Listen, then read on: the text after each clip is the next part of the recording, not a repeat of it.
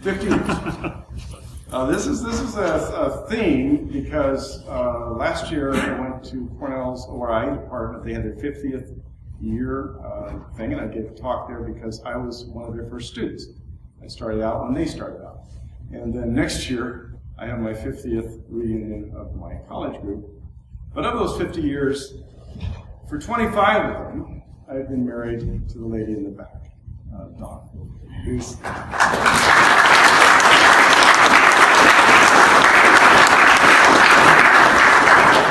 not only the love of my life, but if I have trouble finding words, I can pretend I'm interrupting her. So typically what's going on in these talks is we talk about highlights, advice, thoughts for the future. The thoughts for the future, our futures, it's a strange thing. As you get older, your future gets longer. Babies think about their next meal, teenagers think about the weekend, students think about their job, new parents think about when they get the bathroom alone. People my age start to think about how I'm going to end this sentence, and pretty soon we think about why did we go upstairs and what were we looking for when we went up there. So it just gets negative for a while. So I thought I'd do my lifetime highlights. They consider certain. It's getting out of things I volunteered. That's pretty much it. And free advice.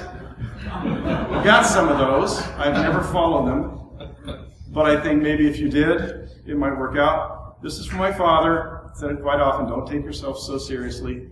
I found it really offensive.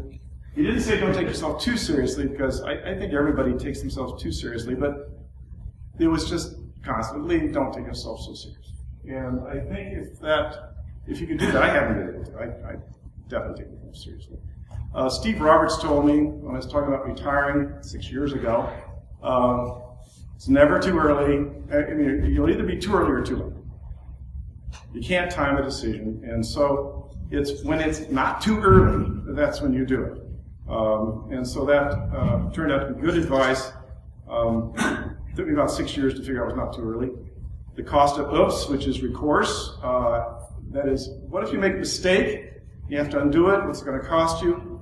And I can think of three things that you can't undo, which is joining the military. I did that. Having kids, and jumping off a bridge. So there's certain things that you probably can't undo. My wife's pointed out some other ones, but daily. This one is serious. If you're making a decision, have a coin handy. You flip the coin after you think you've made the decision. And for a second or so, you may want to flip again. And that's really important. You don't know all of those things you can't put into that decision. So you've just got a few seconds, maybe less. Flip that coin, you're ready to dial the last number, accept that job, take a look, and if you want to flip again, you know your answer. If you don't, just take what the coin says. It's all right. Try to do something meaningful and differently, and that's something that has been interesting lately. This was inspiring to me. It's a biopharmaceutical production system. It has 1,200 employees. It's 47 acres. The molecules has several 2,300 amino acids. They don't know what they're making, but this little tray right here is the annual production. It's a life-saving drug. If you run out of it, people die. So I thought, well, I was department chair when Berkeley started their Department of Bioengineering. And as the department chair, we had to come and listen to the talks about how this is going to be a wonderful thing.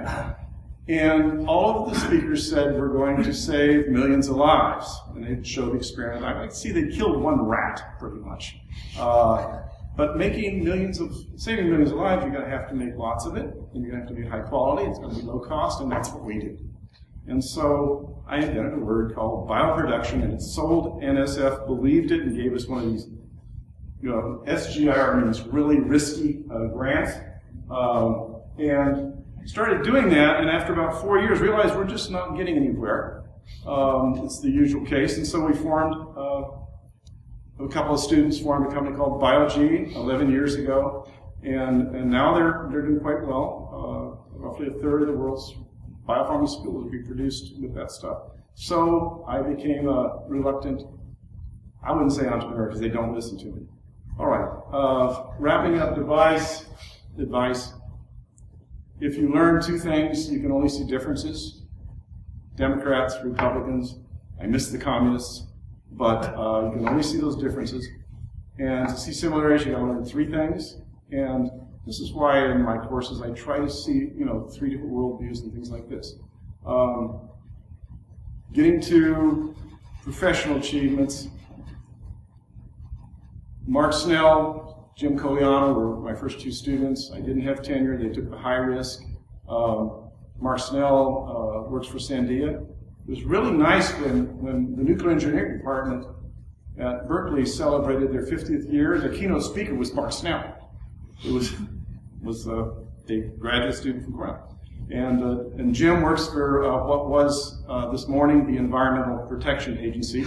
And then David Goldsman and Paul Sanchez, they came to Purdue with me. We went on sabbatic at Purdue. Didn't have tenure yet, but figured I better start looking for a job. You're working at Cornell, so I figured let's start recruiting.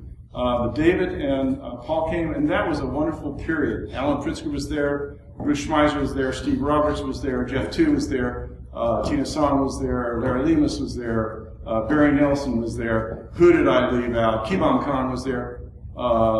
It was just really enriching to look out at that classroom. And I look out and see the same faces that were the graduate students, and that was very special.